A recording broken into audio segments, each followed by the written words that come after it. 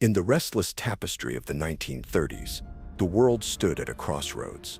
The echoes of the First World War still reverberated through shattered cities, while the ominous rumble of a second loomed on the horizon. Economies were frail, societies were fractured, and the human spirit craved a symbol of hope, a beacon to lift it from the ashes of despair.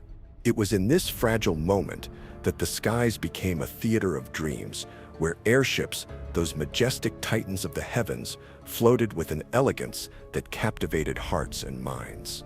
These were not mere machines. They were floating palaces, emblems of a future where technology could transcend the ordinary and touch the sublime. Among these giants, the LZ-129 Hindenburg reigned supreme. A triumph of engineering and ambition, it was the pride of Nazi Germany, a nation eager to reclaim its dignity after the crushing weight of the Treaty of Versailles. The Hindenburg was more than an airship.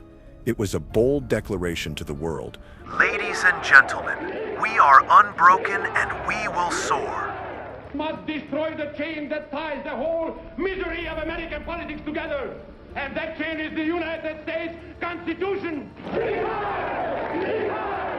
Stretching 245 meters in length, longer than 3 Boeing 747 end-to-end. It was a silver colossus that sliced through the clouds with effortless grace. Yet, in a twist of fate as cruel as it was sudden, this radiant symbol of human ingenuity would meet its end in a fiery catastrophe on May 6, 1937, leaving behind a legacy of awe and tragedy. It's starting to rain again. The rain had slacked up a little bit. They backed motors of the ship. To grasp the significance of the Hindenburg, one must first step into the turbulent currents of the 1930s. Of everything. We never lose our faith in the future. The Great War had left Europe in ruins, its once proud nations humbled by loss and debt.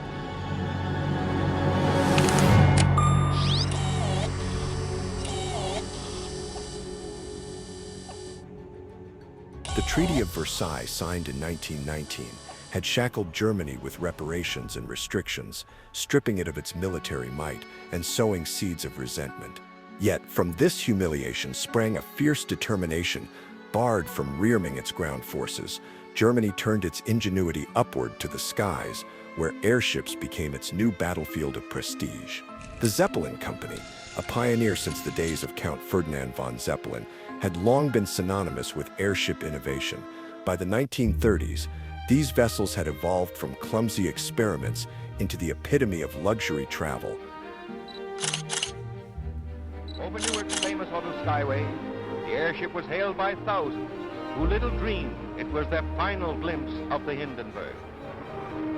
Inside the silver envelope are 16 separate gas bags. Unlike the noisy, cramped airplanes of the time, airships offered a serene voyage, smooth, silent, and stately. They were the ocean liners of the air, promising not just a journey, but an experience of unparalleled grandeur. The Hindenburg, christened after Germany's revered former President Paul von Hindenburg, was the zenith of this era. Designed to ferry 72 passengers and 61 crew across the Atlantic in a mere 2.5 days, it outpaced ships and rivaled the fastest planes. Building the Hindenburg was an act of audacity, a feat that married science with sheer willpower. Picture a floating city, suspended thousands of feet above the earth, its every component a marvel of precision. At its core was a skeleton of aluminum alloy, a lightweight yet sturdy metal that had only recently transformed aviation design. Inside, the airship's buoyancy came from hydrogen gas, contained within 16 enormous cells, each a balloon the size of a small house, crafted from layered fabric to hold the volatile gas.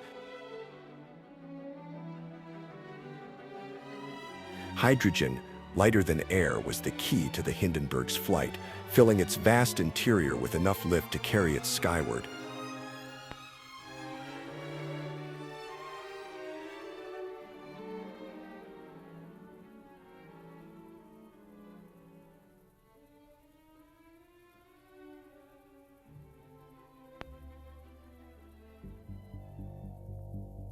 But this choice of gas was a double-edged sword.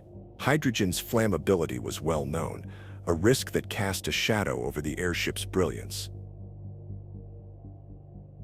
The safer alternative, helium, was plentiful in the United States. But geopolitical tensions, America's reluctance to supply Nazi Germany with this strategic resource, forced Germany to rely on hydrogen. It was a gamble, a calculated risk born of necessity and hubris, and one that would seal the Hindenburg's fate. The airship's propulsion came from 4 Mercedes-Benz diesel engines, each churning out 1,200 horsepower. Mounted externally in gondolas, these engines hummed with a steady rhythm, driving the Hindenburg at a cruising speed of 135 kilometers per hour. From the smallest rivet to the largest gas valve, every detail was a testament to German engineering, yet no amount of precision could erase the inherent danger woven into its design. Boarding the Hindenburg was like stepping into a dream. Passengers, industrial tycoons, diplomats and luminaries were welcomed by a crew clad in immaculate uniforms, their professionalism as polished as the airship itself. The interior was a sanctuary of elegance, a world apart from the earth below. The dining room was a masterpiece. Walnut tables glowed under the soft light of crystal chandeliers, while velvet chairs cradled diners in comfort. The menu rivaled the finest restaurants: tender steaks with rich mushroom sauce, succulent lobster with a hint of lemon, and silky creme brulee that dissolved with every bite. White-gloved waiters glided between tables, serving each course with a flourish that made every meal a celebration. After dining, passengers could retreat to the lounge, where plush sofas invited relaxation, and a lightweight aluminum piano, a bespoke creation for the airship, filled the air with gentle melodies. A pianist often played, his notes mingling with the hum of the engines, creating a symphony of calm. For smokers, a pressurized smoking room offered a rare indulgence. Its sealed design, a precaution against the ever-present hydrogen. Here, conversations sparkled, talk of politics, art, and the marvels of the age, while the world drifted by outside. The cabins were intimate yet refined, each with a velvet fold-out bed, Art Deco paneling, and a small window framing the endless sky. Hot showers, a luxury unimaginable at such altitudes, added a touch of the surreal.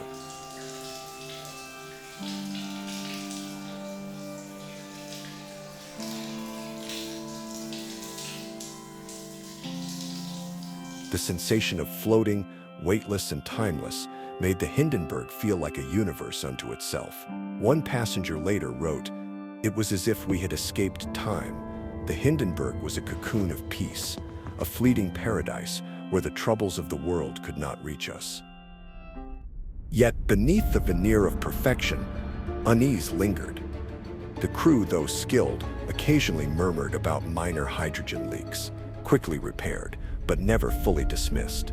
During storms, some claimed to see faint sparks dancing along the fabric, fleeting omens of the danger within.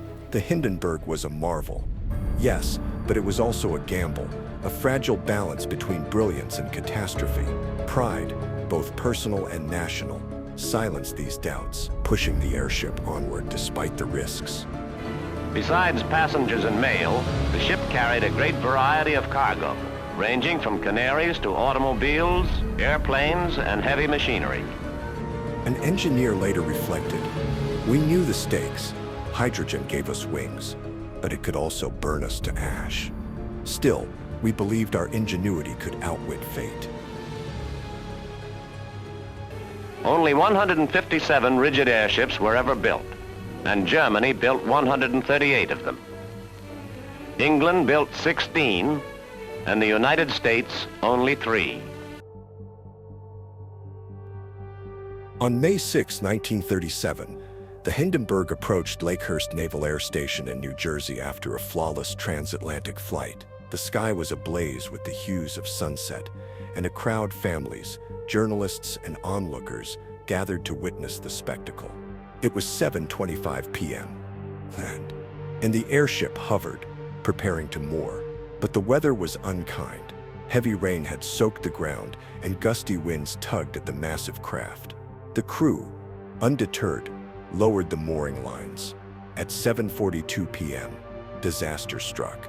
As the ropes touched the muddy earth, a spark, likely static electricity from the damp lines, ignited a leak in a hydrogen cell.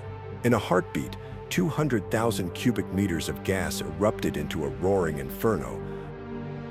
It bursts into flames. Get it started, get it started. It's fighting, and it's crashing. It's crashing terrible. Oh my, get out of the way, please. It's burning, bursting into flames, and it's falling on the mooring mast and all the folks between it. This is terrible. This is one of the worst catastrophes in the world. Oh, it's like 400 or 500 feet into the sky, and it's a terrific crash, ladies and gentlemen. It's smoke and it's flames now, and Flames, hotter than a furnace at 2,700 degrees Celsius, consumed the airship.